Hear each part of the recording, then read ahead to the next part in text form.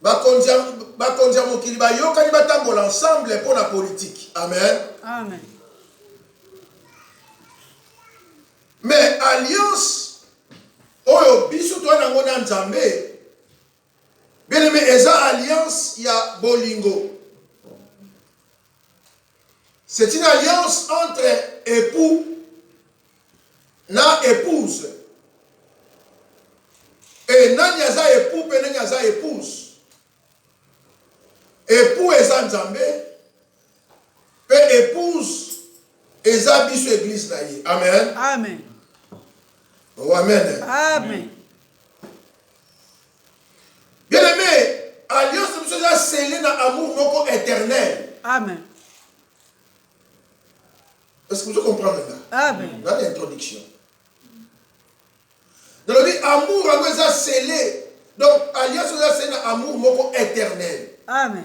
Pourquoi on a dit amour éternel? Parce que, si la kate, ça seko, libéla, na libéla. Mais, pourquoi c'est la alliance politique? Mais, plus tard, on a une alliance, on a une koufa. Pourquoi c'est l'alliance pour ne pas faire. Un jour, on a parce que va faire faillite et continue de fois. Mais alliance, il y a amour dans le Nzambe, bien aimé, ça amour éternel. Amen. Il y a un moment dit, apôtre Paul a dit, qui nous séparera de l'amour de Dieu? Qui nous séparera de l'amour de Dieu? Apôtre Paul, est-ce que Eza liwa? Non. Ata liwa comme la vision na bolingo to na ngo na Nzambe te. Bien aimé, par là, nous allons comprendre que l'alliance mususu et que quand po liwa écoute mususu. Veut dire liwa ekotaki mais ça qui alliance bakabwani. Mais alliance, tout ça, la Bible, et ça pour l'éternité. Amen.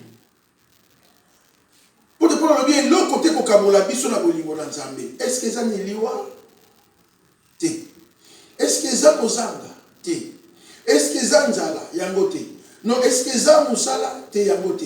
Est-ce que donc et l'autre côté pour Kabola bolingo. Oyo mutuazana yango na nzembo amour eza éternel. Amen. Amen. Bien aimé, alliance eza liée na amour. Voilà. Et pas quand tu kotanga na ndanga bien. Bible l'exhibition histoire moko, histoire vraie. Bien aimé, Jésus a koufi a sekui. Avant il n'a pas disciple na ye ensemble. Basilisi kolia, basisi komela, Yesu abandi kotuna Pierre. Peut-être tu kotanga. Basala qui est belé. Mais Jésus a s'adressé à Pierre. Alors bien ailleurs,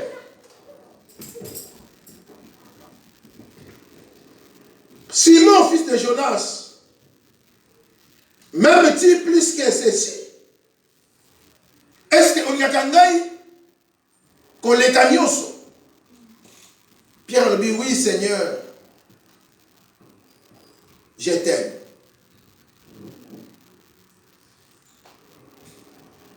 Quelques minutes après, Jésus a pris sous Pierre. A dit Simon Pierre, est-ce que yo ligakanga vraiment? Pierre a dit, Seigneur, na ligakayo.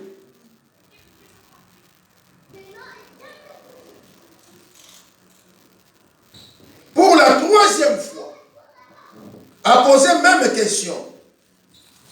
Alors dit Simon Pierre, fils de Jonas, m'aimes-tu? Alors dit oui Seigneur, tu sais que je t'aime. Et la troisième fois, lobby, Azalaki attristé. Azalaki attristé. À répondre, malgré tristesse. Abi Seigneur, Amen. Amen. Bien aimé, oyebi tango Yesu azoli Yesu aotuna Pierre. Soki alingaka ye. Nabi, t'aimes la chose ali Seigneur, tu sais que je t'aime, hein? Atunye mbala moko te, mais mbala misato. Na bandi ko réfléchir pourquoi il faut Christ a posé question 3 fois. Et pas Pierre, alors que Pierre ça répondait déjà une fois que Seigneur na lingaka yo. Bien aimé, na bandi ko réfléchir. Nakanisi Pierre awonganaki Jésus 3 fois. Amen. Amen. Yesu tango awanganaki Jésus awanganaki et Pierre tango awanganaki Jésus awanganaki 3 fois. Bon, Isaac n'a bien été, mais tu sangisa plus tard. 3 fois, Bible dit, témoignage pour Ezra affirmer. À l'époque, pour témoignage, Bandi Mango, il faisait la déposition, il y a 2 ou 3. Donc, quand on a 3, veut dire, Jésus a besoin, à la certitude, à la affirmation. Pierre a affirmé que oui, Seigneur, je t'aime. Amen. Amen. Parce que n'importe où on a, pour affirmer témoignage, il faut, et ça la déposition, il y a 3 témoins. Ah oui, comme il faut que nous sortions fungola yo, mailler pour comprendre. Bien aimé, Jésus, pour Allah qui sa Pierre, que bolingo, et ça moyen, qu'on m'a pardon, afin que tout banda vie ya sikana yo. Donc amour, et ça moyen moko ya pardon, oyo ko sala que tout banda vie ya sikana yo. Yango Pierre le la owangana ki 3 fois, il faut qu'on le bat 3 fois que olinga kangai. Oh Jésus.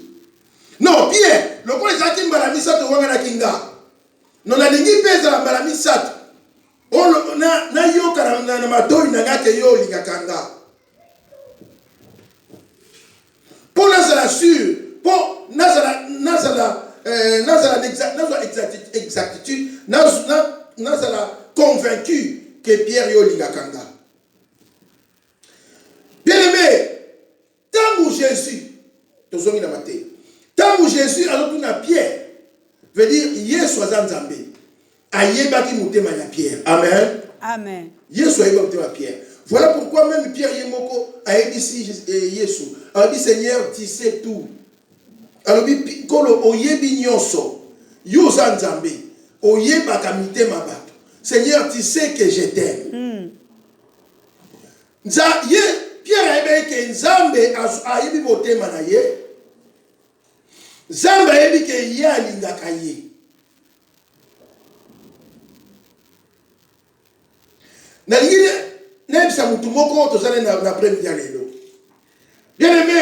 ça besoin d'interpeller conscience na yo. Ya biso nyonso. Ça besoin linga tuna mutu moko lelo, est-ce que olinga kaye? Parce que lelo Pierre azate.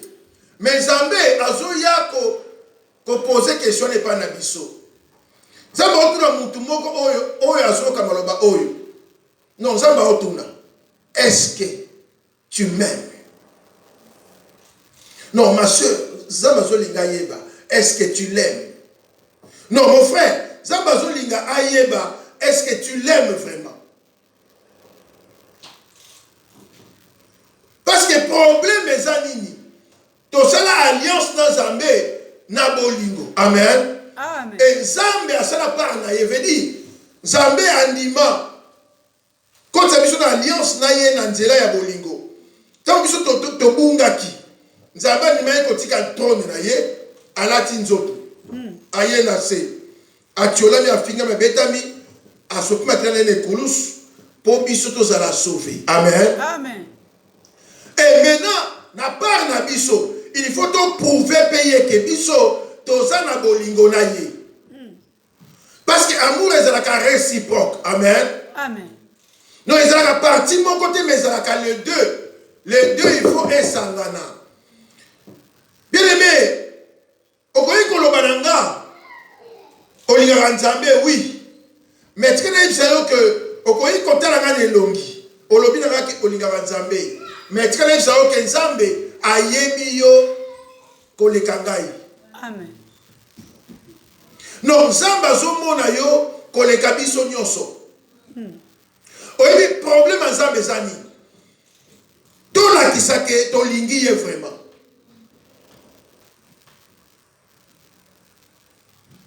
Voilà bien aimé. Problème ezalaka ya kosambela te.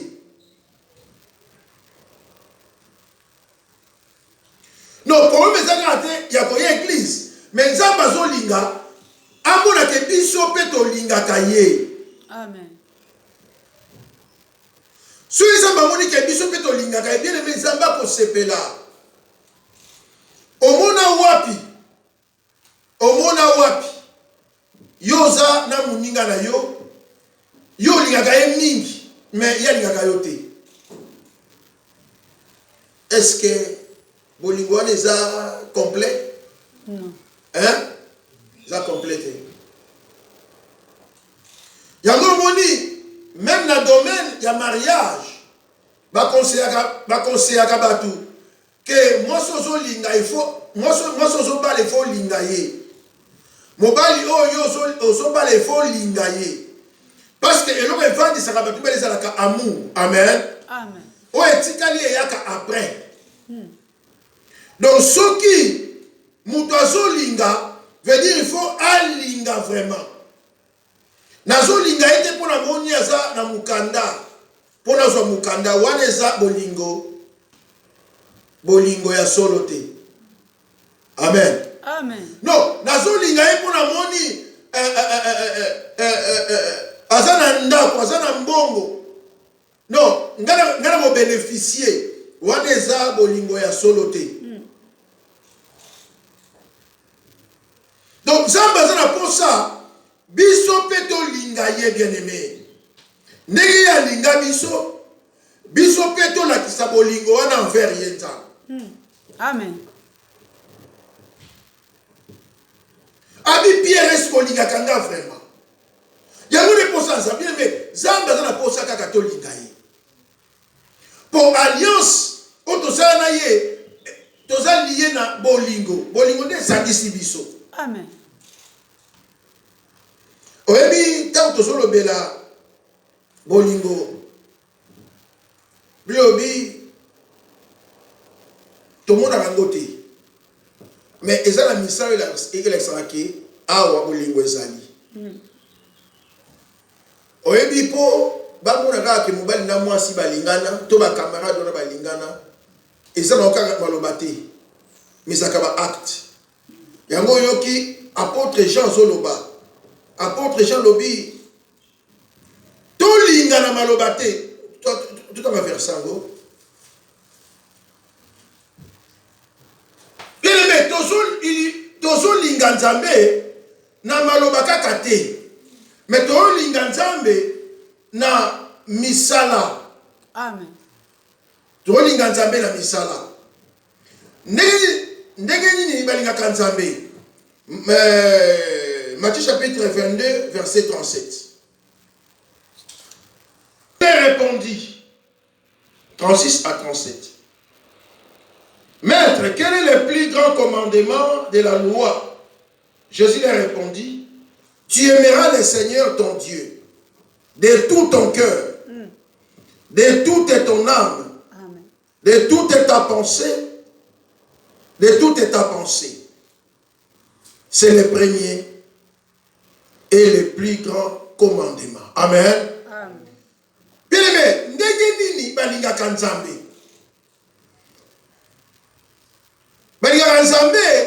elobi na motema mobimba na makasi nyonso pe na makanisi. Amen. Voilà ndenge mutu akoki kolinga Nzambe. Nzambe tant mutu alobi na lingi Nzambe, bien aimé, mutu wana il faut approuver yango. Parce que bolingo et se manifestaka.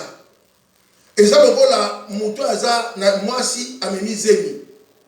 Veut dire ata batu balo ata yemo alobite. Mais lokola aza na zemi et qu'on se manifester. Amen. Amen. Bakomona réellement que ye ata zoboya. Mais ekobomo matego bima po eza na kati. Voilà bien même mutu aza na bolingo. Lobi misale kolakisa. Et donc ali besoin du motema na ye. Motema ekozala pona Nzambe.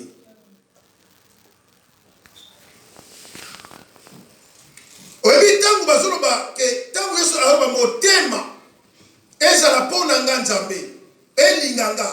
Bien aimé, motema eza place makambo nyonso evandaka. Na motema nesika ba sentiment ya mutu evandaka. Esika ba projet ya mutu ebimaka. Na motema nde nyonso ya centre ya nyonso. Tangu Nzambe azoloba olinganga na motema na yo, veut dire yo omiboya otika vina yo ekoma ya Nzambe. Amen. Oh, amen. Amen. Donc yo zele sur yo te. Veut dire motema na yo elinga sute oyo yo lingi, mais motema na yo ekoma kolinga oyo Nzambe lingi. Amen. Amen. Bolingo bana nakata motema. Tant mutu aliyeza nakata motema. Et so motema ese lingi. Bien mais motema wana esalaka nyonso pona bolingo. Naze mutu comprendre ngo. Na bande koloba. So motema lingi esalaka nyonso pona bolingo. Amen. Amen. Pour ese lingi.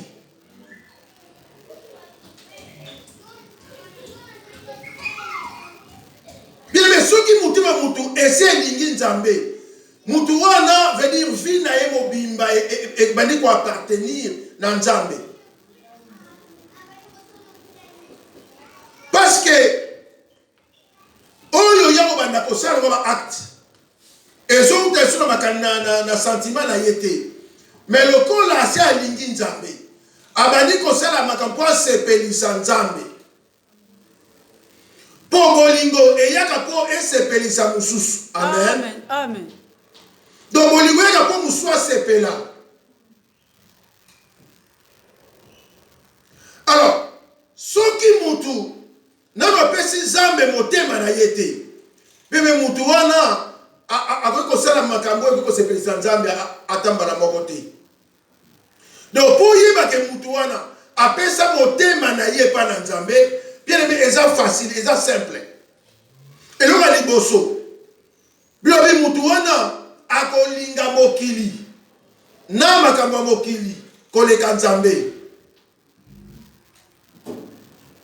Oh, bilobi mutu alingi mokili. Na makambo nango mutu wana za na bolingo Nzambe te. 1 Jean chapitre 2 verset 15 à 17. Bilobi n'aimez point le monde, ni les choses qui sont dans le monde. Si quelqu'un aime le monde, l'amour du Père n'est point en lui. Puis la différence c'est ça que mutoyo alingi Nzambe veut dire motema na ye nyonso ayele ba sentiment na nyonso ekomi ya Nzambe. Mais soki alingi Nzambe te veut dire motema na eza attaché na mokili na makambo nango. Yango kokamwa te.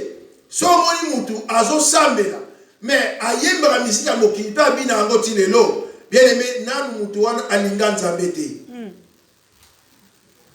Oh amen. Amen. Non kokamwa te mutu asambelaka mais mutema na ye nanu apesa ngo Nzambe te. Lokola nanu apesa Nzambe te mutema eza source ba sentiment veut dire na motema wana ekozala makambo oyo esepelisa vie na ye makambo mokili.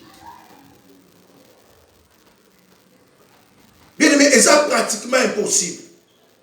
Na vie pratiquement impossible. Que muto ya pesi nzambe mutema na ye. Muto na abanda koyemba banzembo ya mokili. Abanda kobina miziki ya mokili. Mutu wana abanda, bien aimé, jamais.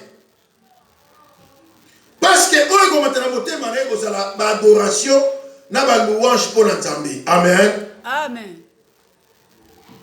Pour motema wana esi elingi nzambe.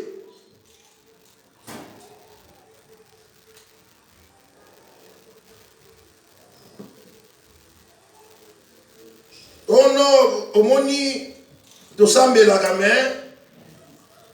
tosambelaka na biso me. Non, tosambelaka me wana soki eye veut dire elongoli kosambela. Ouais, totiaka me te. Tosambelaka penza. Totiaka soko tie me veut dire okuna ekufi. Bien aimé, soki mutu nano alingi nzambe te, veut dire mutu wana automatiquement azolinga mokili na makambo nango. Et mutu wana omona orgueil de la vie, orgueil lolendo na kati na ye.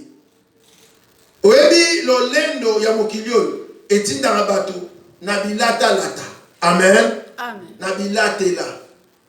Lolendo mokili etindaka bato na bisalela. Yango omoni soki mutu na ndimeli nzambe te veut dire motema na ye eza influencé na makambo mokili.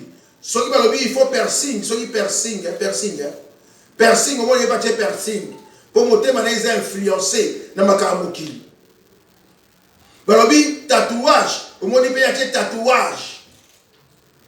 Pour monter, maintenant, la personne qui nous a embêté. Monter, maintenant, ils ont influencé dans ma carmokili. Balobi, boye, il y a, à côté en avant, il y a sur mokili. Pour, à linga kanza embêté, à comment qu'on linga mokili.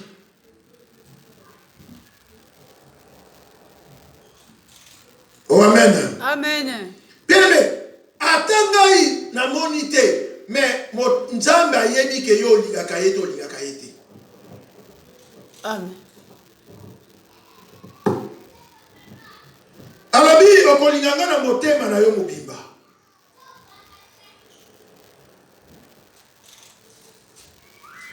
Okolinganga na motema mobimba tutaka ngo toke na moko tolobeli motema 37. Nzambe alingi tolinga ye na mitema na biso topesa ngo Nzambe. Oyebi ta topesa Nzambe mitema na biso eza acte ya sacrifice. Amen. Amen. Eza signe ya sacrifice. Tant mutu azopesa Nzambe motema. Abi Seigneur motema nanga. Na pesi yango yo. Eza mutu wana a se sacrifier pour Nzambe. Et vie ya mutu wana donc eza kola mutu ami boyiye moko. Eza kola mutu andimi akufa na ye pona Nzambe. Et mutu wana za prêt na tout.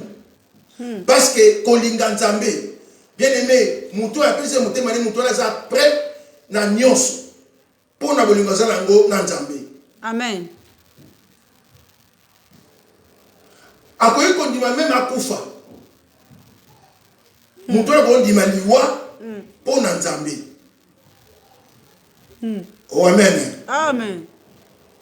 Yango moni bato lokola ba Daniel bandima lokola linga Nzambe apesa za motema na ye bien aimé andima na ye ba lion bala nzela ata 7 jours mais ya andima kota kuna pona bolingo za nango na Nzambe. Amen.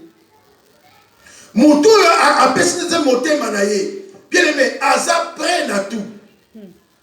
Veut dire ye pona Nzambe eza libela na libela. Veut dire et l'autre côté au Cameroun na bolingo na nzambe. Ba ko chauffer moto, ndenge ba chauffaki, ba bisi ba bokota so bofuka melekeko. Ou bien bokota te ba linga nzambe na bango. Ba ofuka melekeko côté. Ba ça prêt, ba kota na moto. Amen. Bona bolingo. Amen. Amen. Amen. Bien, moutou yo alingi nzambe aza prêt à sacrifier. Makambo ils ont empêché na relation parfaite na nzambe na yi. Amen. Est-ce que nous pouvons comprendre nga? Pour na solo bien makambo ya bolingo ya nzambe na mutu. Bien aimé, mutu yo oyebi nzambe aza capable à sacrifier bato nyonso bazo combattre yo pour na bolingo ya yo na nzambe. Na bandeli koloba. Nzambe aza prêt ya kobundisa bato nyonso bazo ya kobundisa yo pour ba empêcher yo na bolingo na yo na nzambe. Siko yo pe il faut oyeba que le kola yo linga nzambe il faut comme prête ya kondima ko sacrifier bien aimé kondima nyonso pona bolingo za nango na nzambe. Amen. Amen. Yo ngi pona lobi nini ekabolanga na bolingo na nzambe. Tala tozalaki na batu balakisa biso ke balingi nzambe tozalaki na Afrique. Bien aimé nzoka nde bazali kosambela bazali kogene po bazalaki lipa. Tango ba ye poto lipa 90 centimes. Mayonnaise soki 1 euro.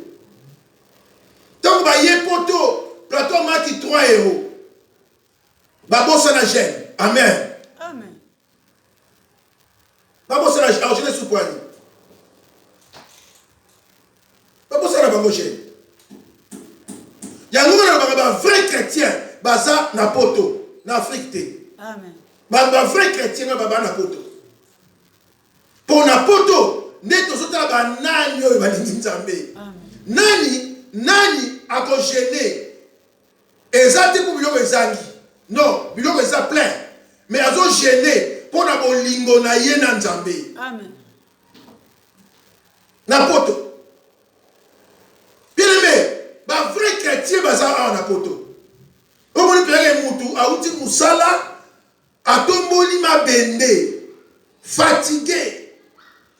Mais dimanche à l'église. Moi bien mutu ba fouti la fin du mois papa 1300 1400 1500. Mais à celle-là toujours nzambe. La poto. Tala tozomona batu basalaki semblant ya kolinga nzambe bien aimé ezalaki po na ba circonstance bakoma na poto batika bible basambela lisu te bolingo na nzambe sila yango tika nzambe apambola oyo persévérera-t il lelo. Amen. Amen. Amen. Basala ba jeune prière ba retraite ba ya poto bakoma na poto babwaka bible prière ezalaka 1 heure. Prière ezalaka 1 heure. En Afrique, et comme 5 minutes na poto. Bolingo sila. Bien, moutou na lingi nzambe za prenne na nyonso. Bolingo na nzambe na Bible eza amour moko éternel. Amen. Et l'autre côté ko kabolanga na bolingo na nzambe. Amen. Amen. Amen. Non, même maladie ko kabolanga na bolingo na nzambe te. Batu bazolinga nzambe pona biloko o eza passagère. Nazali koloba wa tuzaki na coronavirus ebeta ki awa va mu pepeta boli. Batu so bazali comme ba chrétien. Tout le monde chrétien. La prière en ligne est tondue partout. Amen. Amen. Mais tension ekiti. Moi, ni le kiti, batunyoso, moi, banimo. posa ya bato oyo bakolinga ye vraiment. Bato kola ba Job oyo Nzambe azo Satan di Satan omoni mosali nanga Job. Donc ata soki Satan ye komeka bolingo na motema ekolongwa te. Amen. Amen. Tala bien aimé, le baga ke ngala kozala chrétien jusqu'à la mort. Amen. Oyebi nzembo tabi maka sika nzembo fait Patrice chrétien jusqu'à la mort. Donc ezako fortifier nga fort. Nabi Seigneur nga ile oni pe ko ekolo monando. Na nzembo fani pe nabi Seigneur ile oni pe ko pekisanga na dingo. Tenga kozala chrétien jusqu'à la mort. Amen. Amen. Bien aimé, amour et ça sans limite. Veut dire, même ceux qui ont se trouvé dans un moment de faiblesse, Koti Kanzambete. Amen. Amen. Amen. Fortifie-toi. Tellement au quotidien, c'est là, il y a Nzambé. Mokilo est collé quand même à Amen. Amen. Amen. Donc, pour y mutuana ngane Nzambete, et l'on a liboso mutuana akangama na mokili na makama mokili. Donc, on a bien monté Bible. Amen. Abiso mutuana ni mokili, c'est que azana bolingo na ngate. Donc, mutuana alingi Nzambe automatiquement il faut kabona na mokili. Na makama mokili. Amen. Tant que makama mokili, na solo bate ba fumbwa. Na bate ba semulu te. Na solo ba système. Amen. Amen. Mode de vie.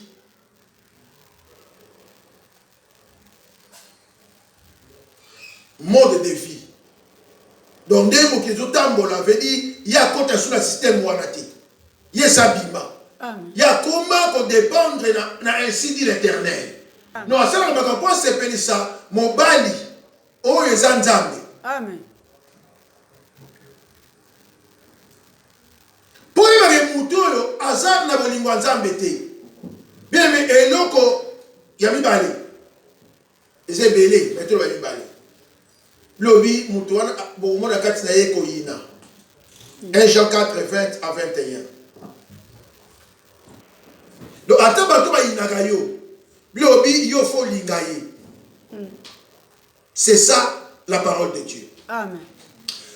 Yesu a ke pli lobi. Pour battre les bino aux arabes disciples langa, bamona bolingo na kati na bino. Amen. Amen.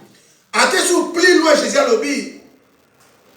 Linga ndeko na yo lokola yo moko sa nini omi lingaka. Beli mwana Nzamba lingaka.